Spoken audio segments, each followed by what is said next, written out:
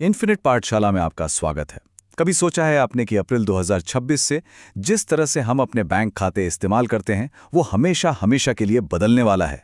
जी हाँ, आज जैसे हम फोन से पेमेंट करते हैं, ओटीपी आता है या रात में कोई लेन देन करते हैं, यह सब कुछ एक बहुत बड़े बदलाव से गुजरने वाला है। और सुनिए, ये कोई छोटा मोटा अपडेट नहीं है। ये फैसला आरबीआई ने तब लिया है जब भारत में बैंक फ्रॉड अपने सारे रिकॉर्ड तोड़ चुका है। चलिए, सबसे पहले कुछ आंकड़ों पर नजर डालते हैं जो सच में चौंकाने वाले हैं। आरबीआई की जो लेटेस्ट एनुअल रिपोर्ट आई है, उसके हिसाब से सिर्फ एक साल के अंदर धोखाधड़ी की रकम में 194% की जबरदस्त बढ़ोतरी हुई है। मतलब 2024-25 में फ्रॉड के केस तो बढ़े ही, लेकिन पैसों का जो नुकसान हुआ वो लगभग दोगुना हो गया, 36,000 करोड़ रुपए से भी ज्यादा। अंदाजा लगाइए, ये इतनी बड़ी रकम है कि इससे देश में कई नए स्कूल और अस्पताल बन सकते हैं। इससे एक बात तो बिल्कुल साफ है कि स्कैमर्स अब पहले से कई ज्यादा कामयाब हो रहे हैं। और पता है, यही वो सबसे जरूरी बदलाव है जिसे समझना बहुत जरूरी है। अब स्कैमर्स सिर्फ टेक्नोलॉजी का इस्तेमाल नहीं कर रहे, वो हमारे दिमाग से खेल रहे हैं।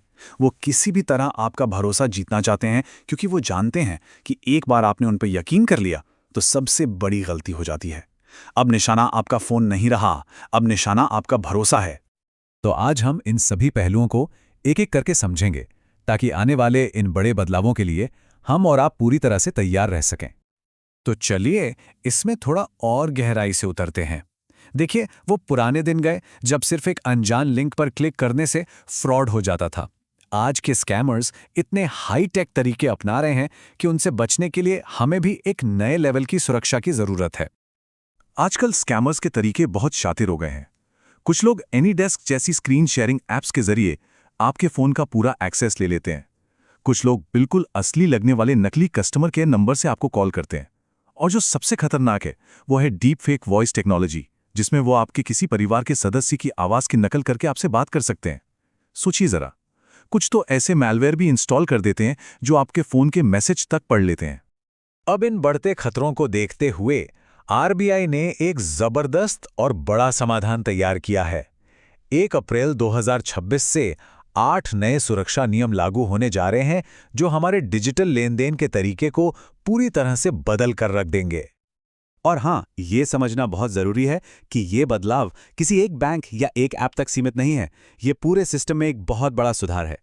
चाहे आप जीपे इस्तेमाल करें, फोन पे, पेटीएम या किसी भी बैंक की नेट बैंकिंग, ये नियम सब पर, जी हाँ, सब पर लागू होंगे। तो चलिए, पहले 4 नियमों को समझते हैं। पहला है डायनामिक 2 फैक्टर ऑथेंटिकेशन, जो आपकी लोकेशन और डिवाइस के आधार पर काम करेगा। मतलब, अगर कोई असामान्य जगह से लॉगिन करने की कोशिश करता है तो सिस्टम एक्स्ट्रा सिक्योरिटी चेक करेगा। दूसरा, अब आप बैंकिंग ऐप का स्क्रीनशॉट या स्क्रीन रिकॉर्डिंग नहीं कर पाएंगे, ताकि स्क्रीन शेयरिंग वाली धोखाधड़ी को रोका जा सके। तीसरा, रात 11 बजे से सुबह 6 बजे तक के लिए आप अपने आप लेन देन को लॉक करने का ऑप्शन चुन सकते हैं, ताकि आप चैन की नींद सो सकें।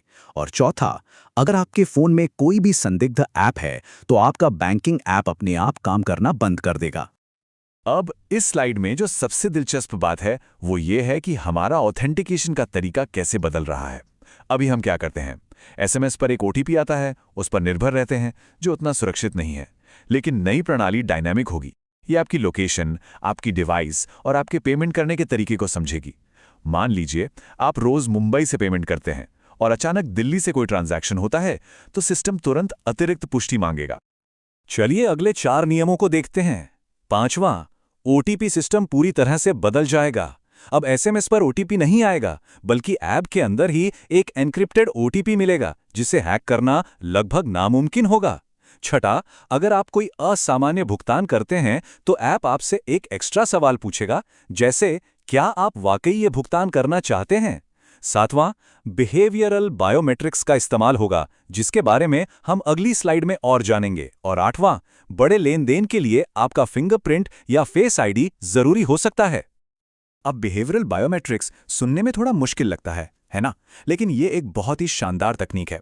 आसान शब्दों में कहें तो आपका ऐप ये सीखेगा कि आप अपना फोन कैसे इस्तेमाल करते हैं, आपकी टाइपिंग की स्पीड क्या है, आप स्क्रीन पर कैसे स्वाइप करते हैं। अगर उसे कुछ भी अलग या असामान्य लगता है तो वो तुरंत उस लेनदेन को ब्लॉक कर देगा। अब हम इस पूरी चर्चा के सबसे महत्वपूर्ण हिस्से पर आते हैं। आरबीआई बेहतरीन टेक्नोलॉजी ला रहा है, ऐप्स ज्यादा सुरक्षित हो रहे हैं, लेकिन असली सुरक्षा की चाबी अभी भी हम सबके अपने हाथ में है। तो सबसे बड़ी बात यह है कि टेक्नोलॉजी चाहे कितनी भी एडवांस क्यों ना हो जाए, अगर कोई खुद अपना ओटीपी किसी के साथ शेयर करता है या किसी अनजान लिंक पर क्लिक कर देता है, तो दुनिया का कोई भी सिस्टम उसे नहीं बचा सकता। हमारी अपनी सावधानी ही सबसे बड़ा सुरक्षा कवच है। तो आज की चर्चा से हमें 4 मुख्य बातें याद रखनी है। पहली, धोखेबाज अपग्रेड हो रहे हैं, तो अब आरबीआई भी पूरे सिस्टम को अपग्रेड कर रहा है। दूसरी, अप्रैल 2026 के बाद हमारा बैंकिंग ऐप ज़्यादा स्मार्ट, ज़्यादा सख्त और ज़्यादा सुरक्षित होगा। लेकिन तीसरी और सबसे ज़रूरी बात, सबसे बड़ा सुरक्षा सिस्टम हमेशा हम खुद रहेंगे। सतर्क रहना बहुत ज़रूरी है। और ये एक सुनहरा नियम है जिसे हमेशा याद रखना चाहिए। अगली बार जब भी कोई कॉल आए और कोई कहे कि सर मैं फलाने बैंक से बोल रहा हूं और मुझे आपका ओटीपी चाहिए, तो बस एक बात याद रखिएगा, बैंक कभी भी फोन पर ऐसी जानकारी नहीं मांगता। ये हमेशा एक स्कैमर ही होता है। तो अंत में एक सवाल ये उठता है कि क्या ये नए नियम बैंकिंग धोखाधड़ी को पूरी तरह से खत्म कर पाएंगे?